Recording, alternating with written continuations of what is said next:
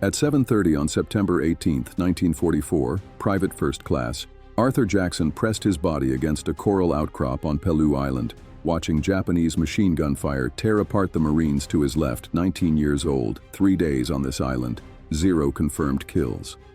The Japanese had built 12 reinforced concrete pillboxes in a half-moon arc across the southern peninsula, each one housing between 5 and 35 enemy soldiers. 3 days earlier, the 1st Marine Division had landed on Peleliu, expecting a 4-day operation. Major General William Ruperti had told his men they would secure the island by the weekend. He was wrong by 70 days. On D-Day alone, nearly 1,300 Marines fell on the beaches. The Japanese had changed tactics. No more banzai charges, no more suicidal rushes into American machine gun fire. Instead, Colonel Kunio Nawa had built a fortress. His 10,000 defenders waited in caves and concrete bunkers connected by 500 yards of tunnels. They let the Americans come to them. By September 18th, the 1st Marine Regiment had taken 70% casualties. 7 out of 10 Marines who landed with that regiment were dead or wounded. The 7th Marines, Jackson's regiment, had pushed into the southern sector. Their mission was simple: clear the Japanese defensive positions blocking the advance toward the airfield. The problem was the pillboxes. Japanese engineers had built them into the coral ridges with walls 3 feet thick. Each pillbox had overlapping fields of fire with its neighbors. Attack one position and 2 more would cut you down from the flanks. The Marines had tried grenades. The grenades bounced off. They had tried rifle fire. The bullets sparked against concrete and ricocheted into the coral. They had tried rushing the gun SLS. The bodies piled up in front of those concrete walls. Jackson's platoon had advanced 200 yards that morning before the left flank stalled completely. A large pillbox dominated the approach. Every time a Marine moved, that pillbox fired. The platoon could not advance. They could not retreat. 3 men had already died trying to find a way around it. The standard Marine Corps solution was to call in tanks or artillery, but the terrain on Pew did not allow tanks in this sector. The coral ridges were too steep. The approach is too narrow. Artillery could not hit the pillboxes without destroying the Marines pinned down in front of them. Someone had to cross 150 yards of open ground, reach that pillbox, and destroyed from close range. The Japanese inside would see anyone coming. They had machine guns, they had rifles, they had grenades. The mathematics were brutal. A man running across open ground moves at roughly 15 yards per second. Under combat conditions, 150 yards meant 10 seconds of exposure. The Japanese Type 92 machine gun fired 450 rounds per minute. In 10 seconds, a single machine gun could put 75 bullets into that kill zone. The pillbox had at least 2 machine guns. No Marine could survive that crossing. The officers knew it. The sergeants knew it. Jackson knew it. But Jackson also knew something else. He knew that every minute his platoon stayed pinned down, more men would die. He knew the left flank had to move or the entire advance would collapse. And he knew that waiting for a solution that might never come was just another way of dying. If you want to see how Jackson's impossible assault turned out, please hit that like button. Every like helps this story reach more viewers. Please subscribe if you haven't already. Back to Jackson. Jackson loaded his Browning automatic rifle with a fresh 20-round magazine. He stuffed his pockets with as many grenades as he could carry. Then he looked at the 150 yards of open coral between him and 35 Japanese soldiers. The morning sun beat down on Peleliu temperature was already climbing past 100 degrees, and Arthur Jackson, 19 years old, had just decided to do something that should have been impossible. Jackson did not wait for permission. He did not ask his sergeant. He did not coordinate with the Marines on his right. Arthur Jackson simply stood up and ran. The Browning automatic rifle weighed 19 pounds fully loaded. Jackson carried it at hip level as he sprinted across the coral. The BAR fired .30 caliber rounds at a cyclic rate of roughly 550 rounds per minute. Accuracy was not the point. Volume was the point. Suppression was the point. The Japanese gunners saw him instantly. Type 92 machine guns swung toward the moving Marine. Bullets cracked past Jackson's head. Coral fragments exploded around his boots. The air filled with the sound of automatic fire. Jackson fired without slowing. He held the trigger down and swept the muzzle across the pillbox firing slit. His rounds could not penetrate 3 feet of reinforced concrete, but they forced the gunners to duck. They bought him seconds. Seconds were all he needed. The distance closed. 100 yards, 80, 60. The magazine ran dry. Jackson dropped behind a coral boulder, slammed in a fresh magazine, and ran again.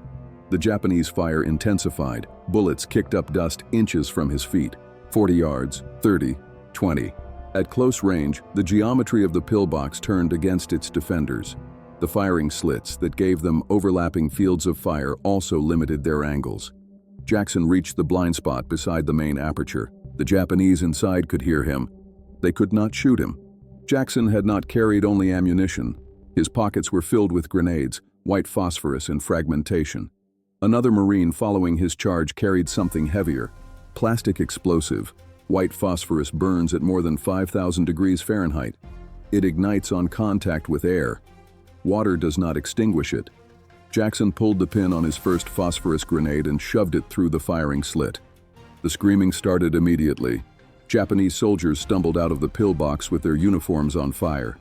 Ammunition belts ignited, rounds cooked off and detonated around their waists. Jackson fired. His bar cut them down as they emerged before they could raise their weapons. But the pillbox was not empty. 35 Japanese soldiers had occupied that position. And the fight was not over. Phosphorus alone would not kill them all. Some of the defenders had retreated deeper into the structure. Others were already returning fire through secondary apertures. The pillbox was damaged, but it was still fighting. Jackson grabbed the explosive charge. 40 pounds of composition C2 plastic explosive. A 30-second time fuse. One chance to place it correctly. He shoved the entire charge through the main firing slit. Then he ran. Jackson dove into a shell crater, curled into a fetal position, and pressed his body into the coral. He covered his head with his arms. The explosion lifted the pillbox off its foundation. Concrete blocks, steel fragments, and bodies were thrown 60 feet into the air. The blast wave slammed into Jackson's crater. Debris rained down around him. A slab of concrete the size of a football landed inches from his head. When the dust settled, the pillbox was gone. 35 Japanese soldiers were dead. Jackson stood up.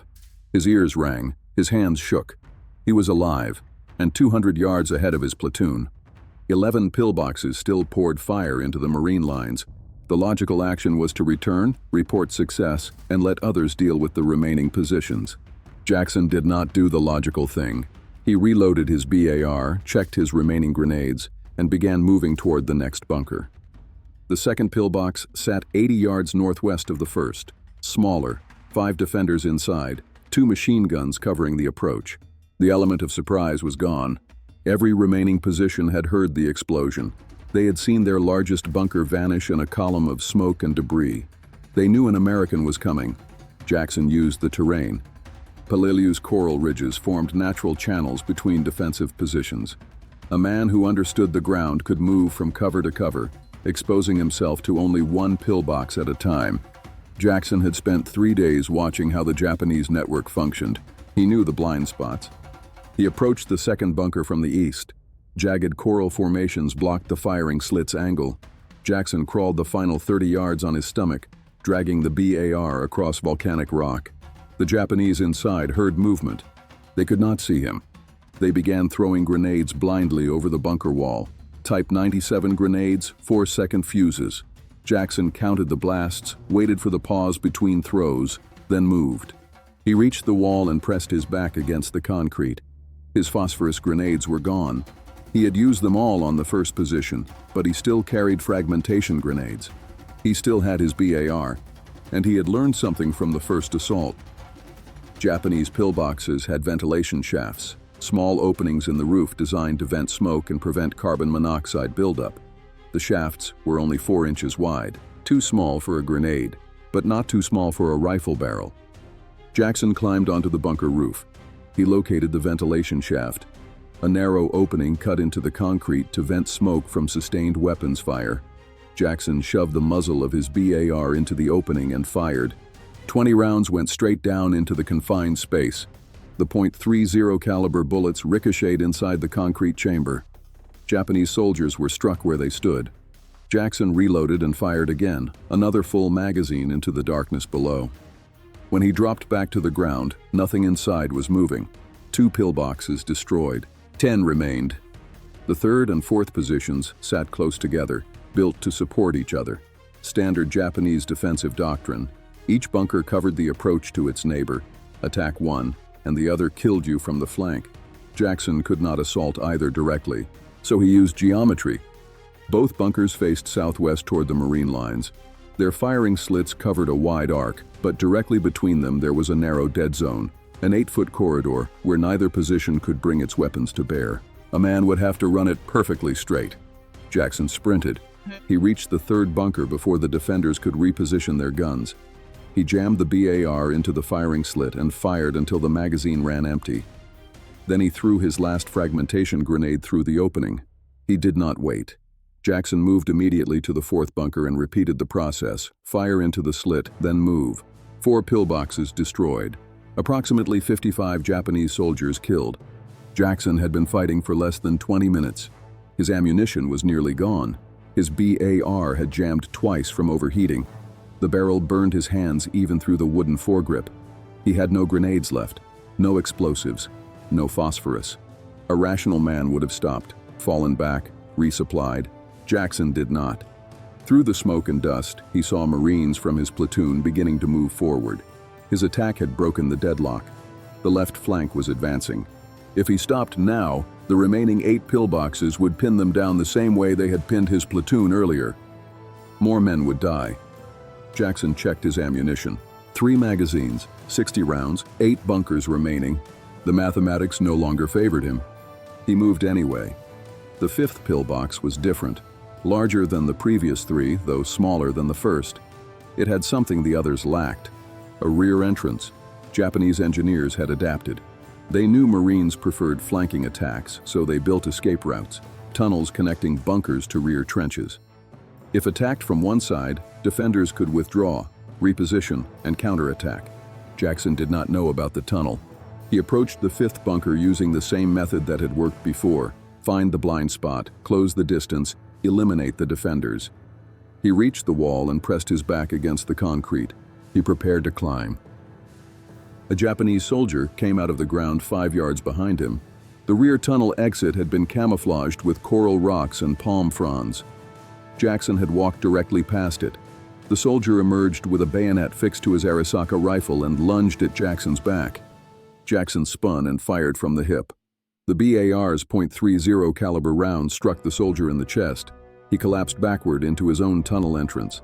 The noise echoed through the concrete. Shouting erupted inside the bunker. Boots scrambled against stone. Jackson had seconds.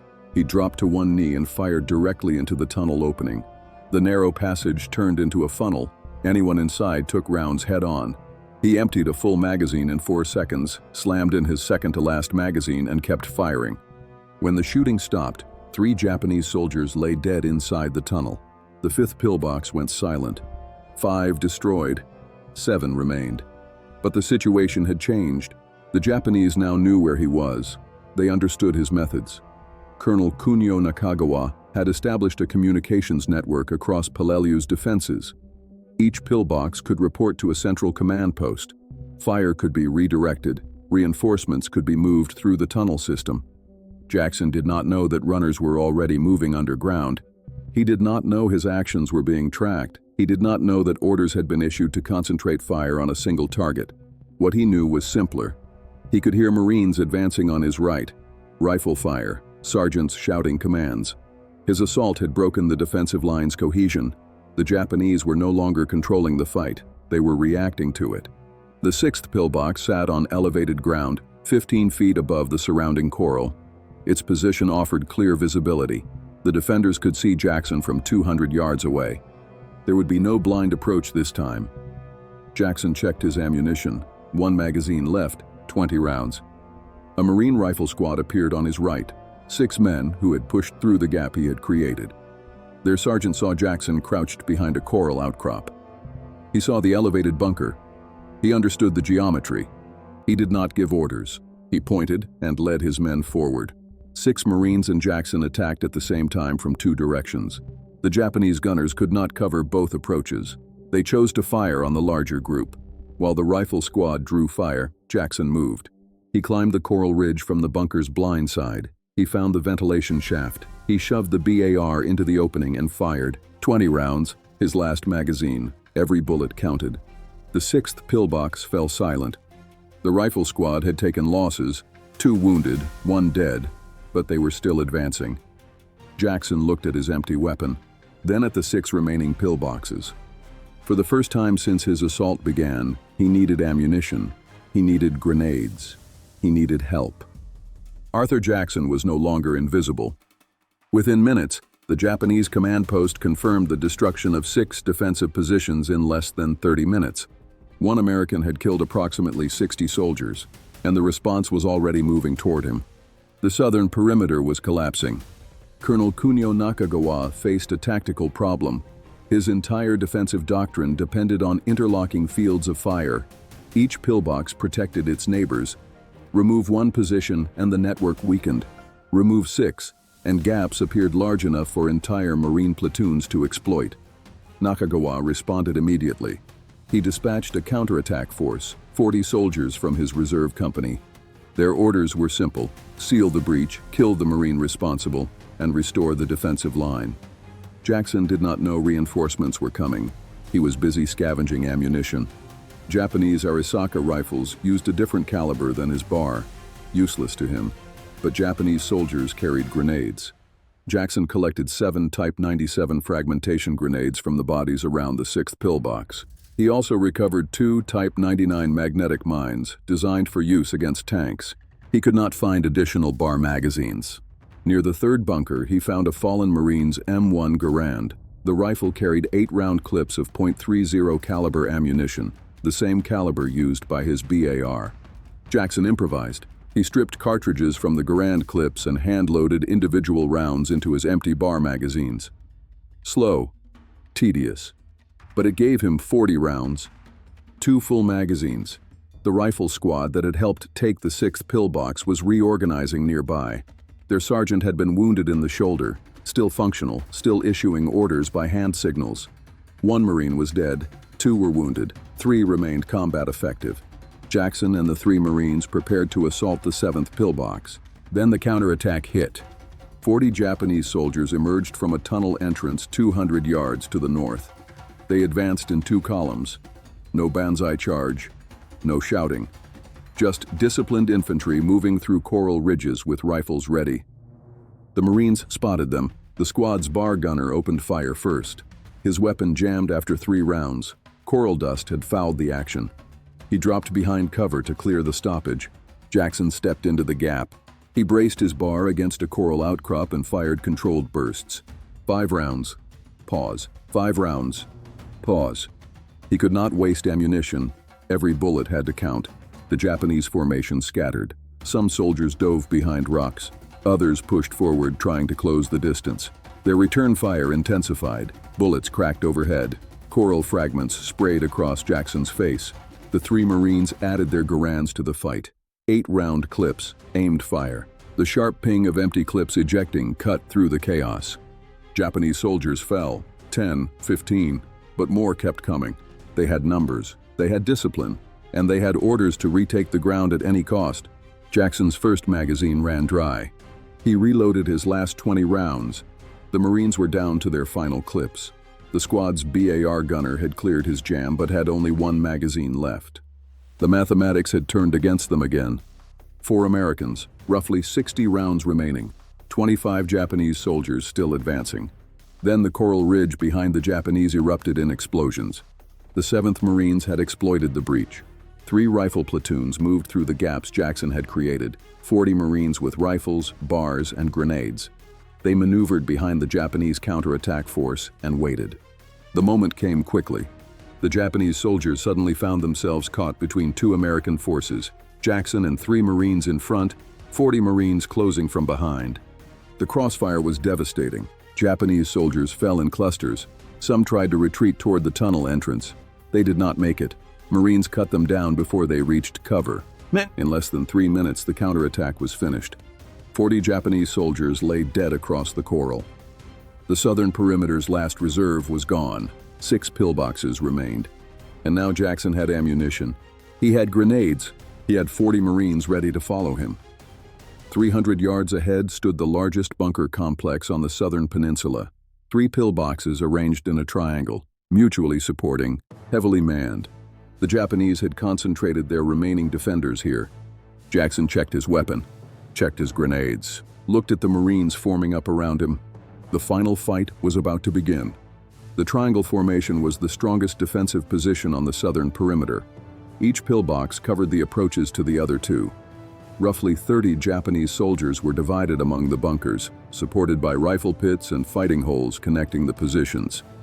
Standard Marine doctrine called for preparatory fires before attacking a position like this. Naval gunfire, air support, at minimum a concentrated mortar barrage. None of it was available. Naval guns had shifted to other operations. Marine corsairs were committed to targets on the northern ridges.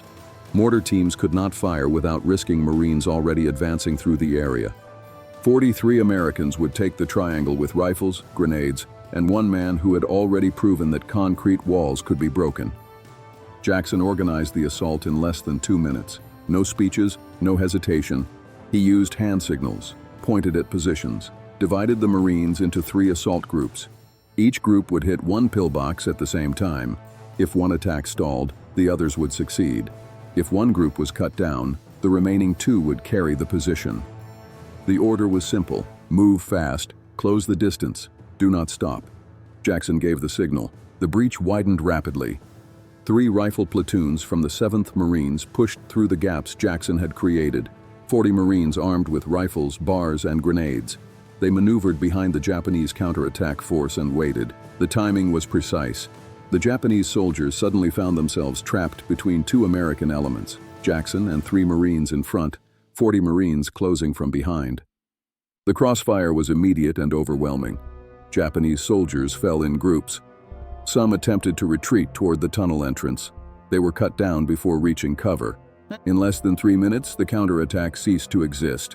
40 Japanese soldiers lay dead across the coral. The southern perimeter's last reserve was gone. 6 pillboxes remained, and now Jackson had ammunition. He had grenades. He had 40 Marines ready to follow him. 300 yards ahead stood the largest bunker complex on the southern peninsula. 3 pillboxes arranged in a triangular formation, mutually supporting, heavily manned. This was where the remaining Japanese defenders had concentrated their strength. Jackson checked his weapon, checked his grenades, then looked at the Marines forming up around him. The final engagement was imminent. The triangular position represented the strongest defensive structure on the southern perimeter. Each pillbox covered the approaches to the other 2. Approximately 30 Japanese soldiers occupied the complex, supported by rifle pits and interconnected fighting positions. Standard Marine doctrine required preparatory fires before assaulting a fortified position of this scale. Naval gunfire, air support, at minimum, a concentrated mortar barrage. None of those options were available. Naval guns had shifted to support operations elsewhere. Marine corsairs were committed to targets on the northern ridges. Mortar teams could not fire without risking friendly troops already advancing through the area. 43 Americans would take the position with rifles, grenades, and the momentum of a breakthrough. Jackson organized the assault in less than 2 minutes. No speeches, no hesitation. He used hand signals, indicated targets, divided the Marines into 3 assault elements. Each element would attack 1 pillbox simultaneously. If one attack stalled, the others would succeed. If one element was cut down, the remaining 2 would carry the position.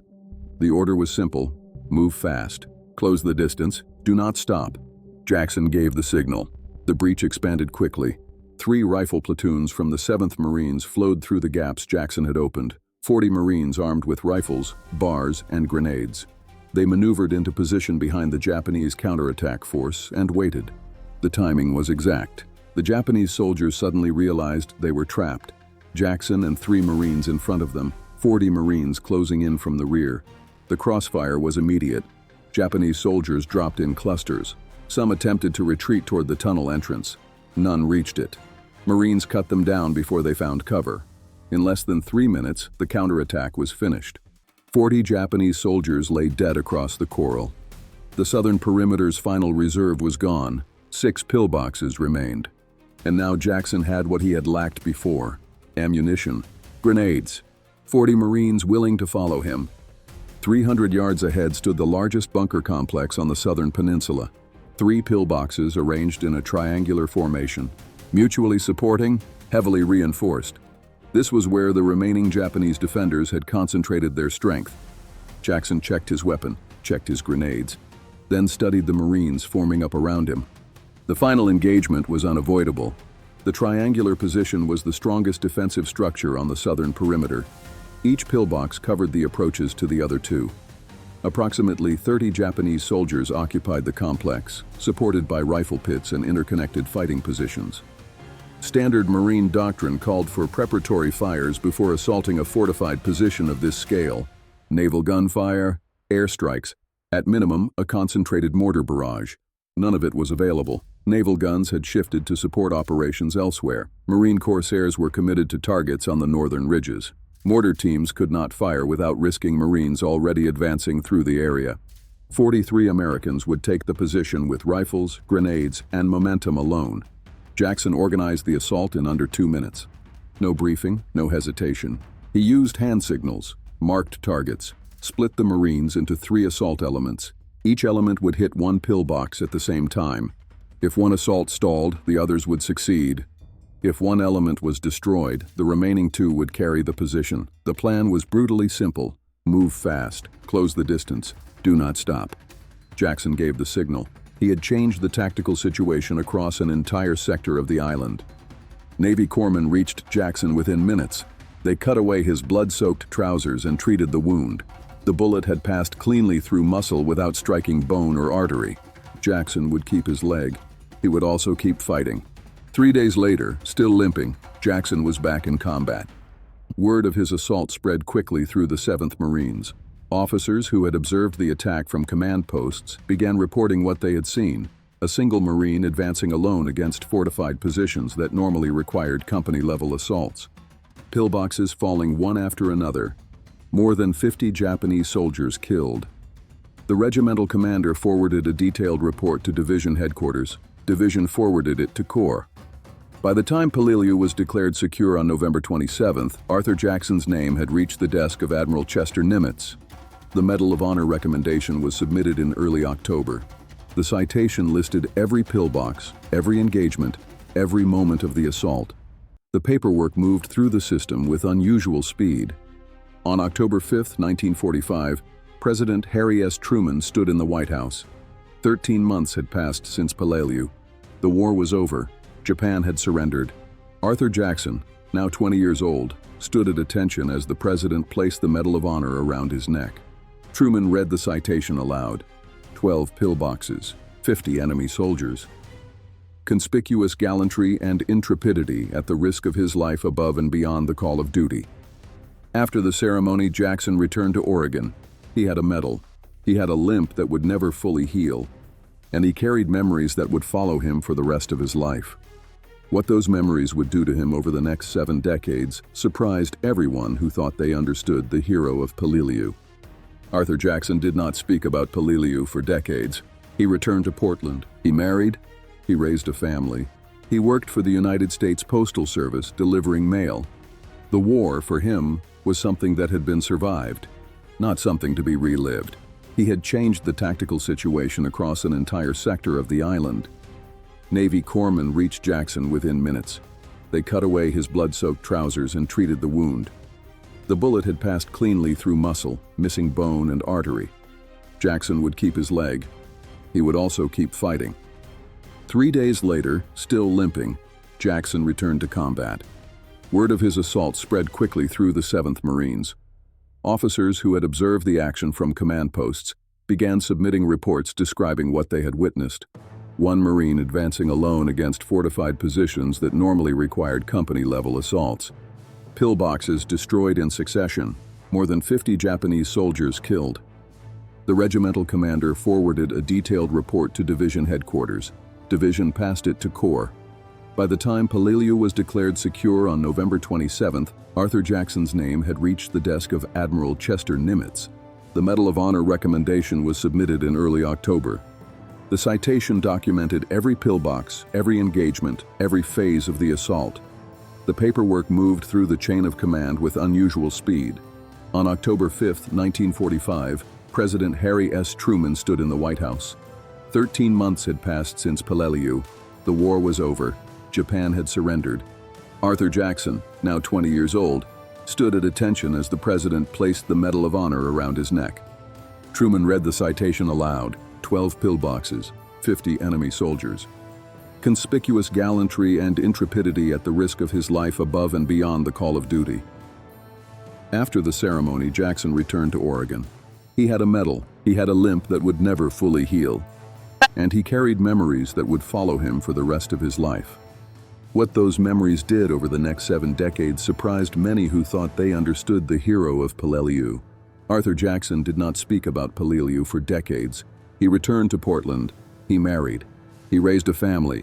He worked for the United States Postal Service, delivering mail. For him, the war was not a story to be retold. It was something that had been survived. If this story mattered to you, take a moment to like the video. It helps ensure stories like this reach more people. Subscribe if you want more documented, archive-based World War II history. And feel free to leave a comment.